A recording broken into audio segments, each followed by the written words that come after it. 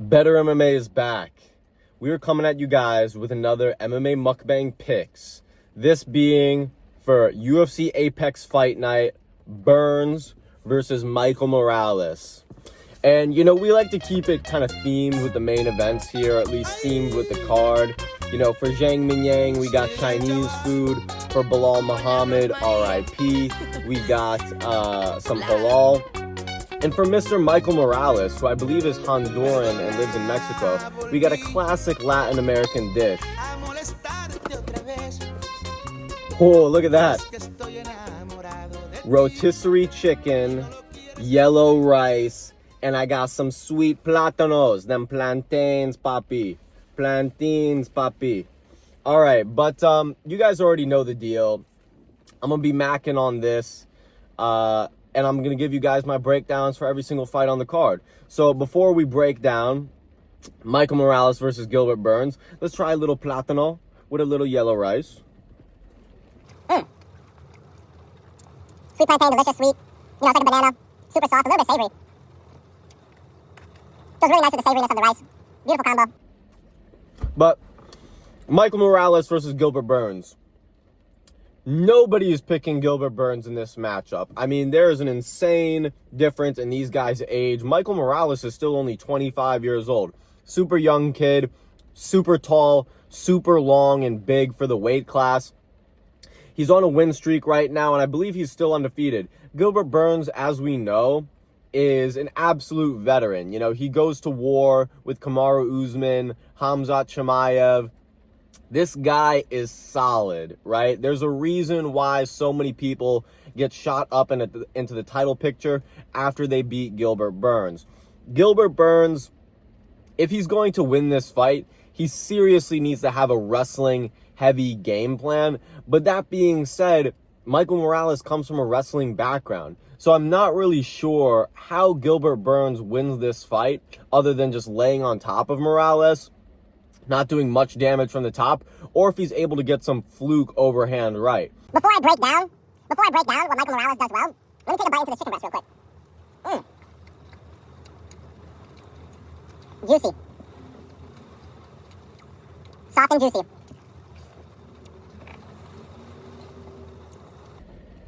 But speaking of, Michael Morales is going to bring the juice to Gilbert Burns, okay?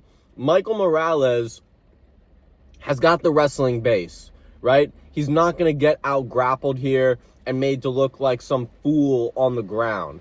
He's going to have an ability to scramble up from bottom and, more importantly, defend the takedowns of Gilbert Burns. You know, Gilbert Burns is a strong wrestler in his own right, but it's very hard to take a guy down who A, has a wrestling base, and B, is much bigger than you are. So it's a very, very big test and a very big challenge for Gilbert Burns. Michael Morales is going to give him the juice. Not only does he have the wrestling base, he's got the juice on the feet. This kid is aggressive, flashy, throws things that you do not see coming, and those are the shots that hurt you the most. I like Gilbert Burns a lot. I think he's a great guy, but I just see Michael Morales getting this done any way he really wants to, either by decision or by a fluke KO on the feet. But either way, I'm going Michael Morales all day.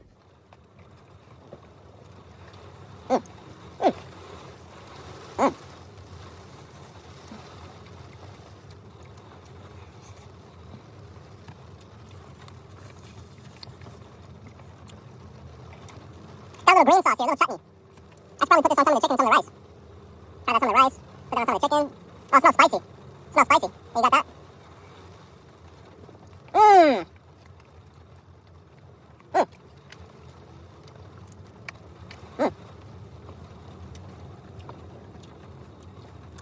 It's got a little bit of a kick, but it's creamy and refreshing. Creamy and refreshing. Two things that we cannot say describe Rodolfo Bellato or Paul Craig. These boys are chopped, man. These boys are chopped. Paul Craig, coming off of a loss to Bo Nickel. Absolutely terrible look in that fight, especially after what we saw RDR do to Bo Nickel. Paul Craig was essentially helpless on the feet. Rodolfo Bellato is going to be aggressive. If you want to give him one thing, he is aggressive. He's sort of like the human Frankenstein is what I like to call him. He's always going to move forward, and he's going to run through whatever you throw at him. Paul Craig is not knocking this guy out. Could he clinch him, pull guard, and submit him on the ground? Or could he just go to war with him in a sloppy slugfest on the feet and then end up taking him down or ending up on the ground on his back and then submitting Rodolfo Bellato off his back? Those are the only ways that Paul Craig wins this fight. That being said, I'm going to have to go Rodolfo Bellato by decision here. I think he does the smart thing by staying on the feet against Paul Craig. And at the end of the day, Paul Craig's chin has been very, very suspect as of late. So Rodolfo Bellato could honestly put the pressure on the feet, make it hard for Paul Craig to take him down, because Paul Craig is a great jiu-jitsu guy, yes, but he doesn't have wrestling base at all. So I'm going to go Rodolfo Bellato getting the decision here all day, baby. Moving on down the card.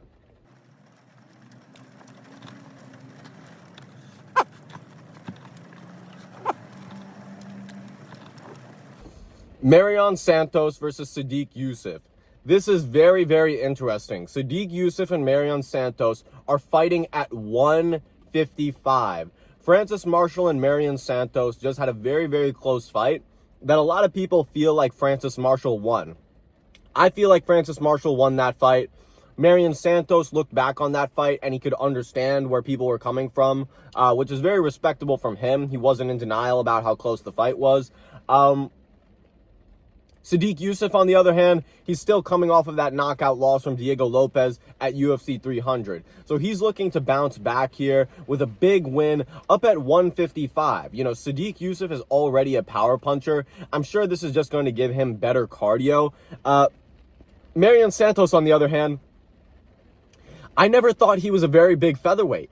You know, I never thought he was a very big featherweight, and given the fact that he's getting this bad karma by stealing that win from Francis Marshall, given the fact that Francis Marshall honestly exposed him in the boxing, and given the fact that Sodiq Yusuff gave himself a very good amount of time off, I believe it's over a year now since when UFC 300 happened, so Sodiq Yusuff has taken a lot of time off. I'm sure it's going to give him some time to, you know, find his hunger again, give him that ability to rest. I mean, it's a very close fight. I can honestly see Marion Santos winning this fight by a decision. I could see him managing at range and just sort of picking Sodiq Yusuff apart. But if Sodiq Yusuff is able to catch Marion in the boxing exchanges, it should be night-night for Marion Santos. So I'm going to go Sodiq Yusuff here, getting a decision or a TKO. But I think it's very, very possible that Marion Santos could get away with a somewhat boring decision. Moving on down the card to Dustin Stoltzfus versus Nursultan Ruziboyev. This is going to be a very interesting middleweight matchup. Nursultan Ruziboyev is dangerous. Super, super tall and long for middleweight. Dustin Stoltzfus, not the tallest or biggest guy, but he is very stocky. He does have knockout power, and he is an overall well-rounded grappler. So we could see Nursultan brought into some trouble here if Dustin decides he wants to offensively wrestle. That all being said, though, I'm going to have to go with Nursultan Ruziboyev merely off of the fact that Dustin Stoltzfus, he never really shows much of a good game plan whenever he fights. He kind of just goes out there, see where the fight takes him, and then he just starts brawling and scrapping, and seldom in the UFC has it honestly turned out his way. Nursultan Ruziboyev, on the other hand, likes to stick behind his jab and his straight punches. He's got a really strong, straight right hand down the pipe that he knocked out Bruno Ferreira with. And overall, he's got a decent grappling game in his own right. You know, he trains with the likes of Sean Brady, Joe Pyfer, and all those Philly boys up in Philadelphia. So yeah, he's coming out of a good gym. You know, they're preparing him. He's active. I like Nursultan Ruziboyev a lot more as a prospect than I do Dustin Stoltzfus. Dustin Stoltzfus, you know, he got his fluke KO over Marc-Andre Barrieu. I'm happy for him, but I don't see Dustin Stoltzfus stringing much success here in the UFC. By the way, I hope you guys like the Rain ASMR. But yeah, I'm going to go Nursultan Ruziboyev here. As long as he just stays, you know, as long as he's just not underneath Dustin Stoltzfus, Nursultan Ruziboyev should win this fight. So I'm going to go Nursultan by a decision or a KO. Moving down to card 2. Julian Juicy J, Erosa versus Melquizel Costa. So in honor of Juicy J, I'll just take a bite of this juicy, delectable chicken breast real quick.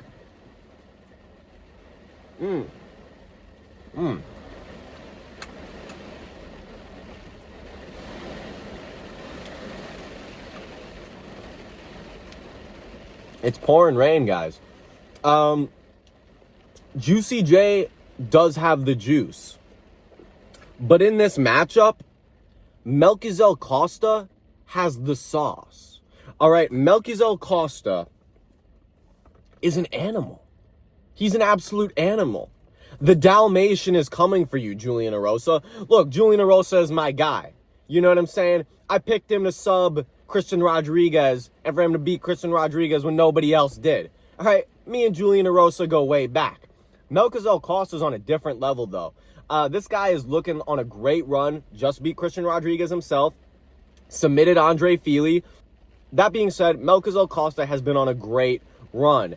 And not only does he have fundamental, great striking, you know, he could stand on the feet with some good strikers. He trains with the likes of Joe Anderson Brito. So he's around some good UFC talent that he's training with at his gym.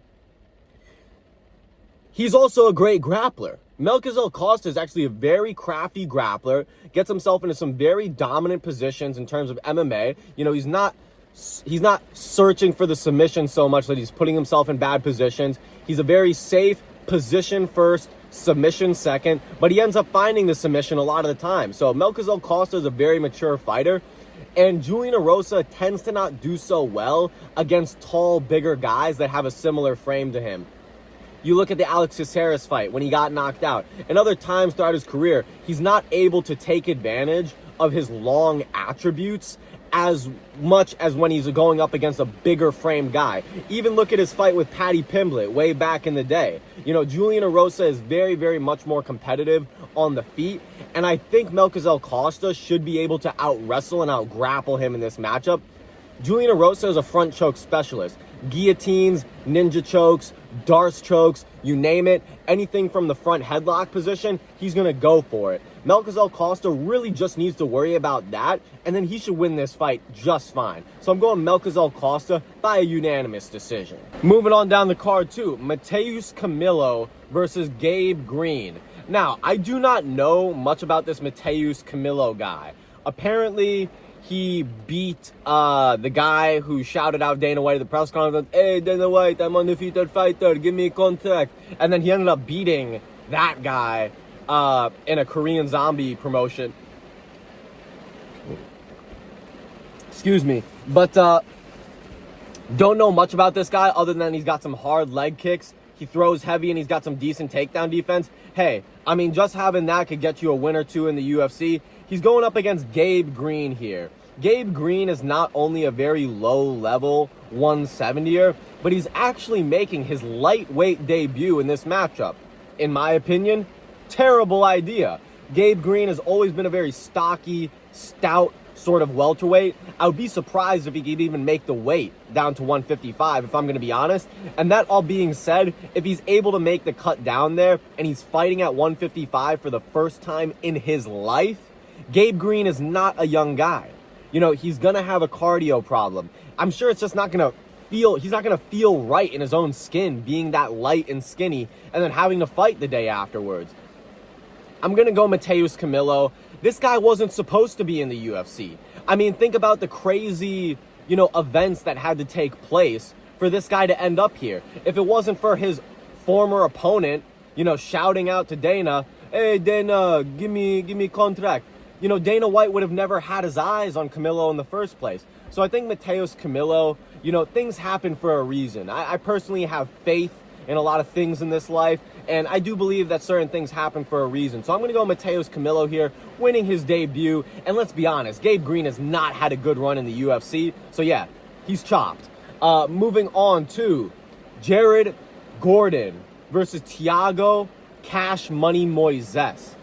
This fight has prelim headliner written all over it. The GOAT of the prelim headliner, Thiago Moises, going up against Jared Gordon. I mean, these guys own the UFC apex. Thiago Moises all day, baby. I mean, look, I don't think I really need to explain much here. Jared Gordon has got a puncher's chance, right? Thiago Moises doesn't box. That dude is too afraid to box, all right? That guy is going to leg kick the absolute shit out of you, and then he is going to take you down, and he is going to grapple maul you, Mr. Jared Gordon. Jared Gordon does not have a chance in hell in this fight other than some wild hook knocking out Thiago Moises, but I could really not, I can't see that happening. If Thiago Moises gets knocked out here, that'll be the funniest knockout possibly in UFC history. Jared Gordon has no chance. Put the house on Thiago Moises. He's going to submit him probably about 2 minutes into the second round at the latest. I don't see Jared Gordon making it to a third round. Thiago Moises is going to get on top, move to side control, crank his arm off with a Kimura, some shit like that. If he doesn't just leg kick him and jab his way to a decision, because look, Thiago Moises, he loves fighting to the level of his opponents. And yeah, Jared Gordon, he needs to have like a Tank Abbott sort of fighting style here. He needs to drive Thiago up against the fence and then let go up against the fence with some tight hooks in the pocket. But man, he's not even strong enough to do that. Thiago Moises is going to be bigger and stronger. He's going to be reversing the fool when he's trying to push him up against the fence. So yeah, Thiago Moises is going to probably make Jared Gordon retire. Moving on to the next fight down on the card. Connor Matthews versus Yadier Devel. I believe that's how you say his name. I'm going to go Devel here. You know, Connor Matthews just lost recently to Jose Delgado, who is a good fighter in his own right. Connor Matthews, I just think is a little bit too small. You know, just not very muscular. The guy who he's fighting is built like an absolute tank. Throws heavy shots, is here to game, you know, is here to brawl. And look, I don't think Connor Matthews is just built for it. I don't think Connor Matthews is going to bite down on his mouthpiece in the pocket and be able to hang. I honestly see Connor Matthews, after coming off of a knockout loss, he's probably going to be shooting for legs here. So Connor Matthews is going to be shooting for legs, probably fighting scared, and that never gives a very good visual to the judges, because as soon as one of those takedowns isn't successful, you know, this Devel guy is going to start teeing off just out of frustration on the feet, right? That Connor Matthews is stalling so much. So yeah, I think Connor Matthews is honestly going to get another knockout loss here, if not another decision loss. But yeah, I'm going Devel all day. And the two ladies fights that are happening, I don't care about. I've never seen them fight before, so I couldn't give you any advice. Moving on down the card too. Hyung-Sung Park versus Carlos Hernandez. I gotta go Carlos Hernandez here, baby. You know, Carlos Hernandez unfortunately took the O of my guy, Nyam Jargal Tumendemberel. Shout out, Nyam Jargal, we're waiting on your comeback, all right? Don't think we forgot about you. But Hyung-Sung Park had a canceled fight with Nyam Jargal Tumendemberel. And Carlos Hernandez, I think, is a great test. You know, Carlos Hernandez, super game. Grapples. Can bang on the feet. Not very clean anywhere, but he's just game and he could scramble well. Hyung-Sung Park here likes to fight at a slower pace. So he could slow the pace down here and probably just out-wrestle Carlos Hernandez. But if Carlos Hernandez is able to get into a scramble, start teeing off on Hyung-Sung Park, I'm not sure how Hyung-Sung Park is really going to deal with the adversity here. He's also got an undefeated record. Does Carlos Hernandez take another O? Does Hyung-Sung Park's O go? Talk about a tongue twister. All right. Tough fight for me to pick, if I'm going to be honest. With the way things have been going, I would say go Carlos Hernandez, because everybody's been losing their O. But you know what? I'm going to say Hyung-Sung Park is going to prepare for the wild scrappiness of Mr. Hernandez, and he's going to be able to control him and just be the more solid fighter of the two. Carlos Hernandez, I think, has a great chance in this matchup, but I'm going to go with my Asian brethren, Hyung-Sung Park. Oos! I don't know crap about the women's fight. I couldn't give you any advice on it. Like the video. Comment on the video right now. All right, thank you. I love y'all. Like, subscribe. Y'all have a great day. Peace.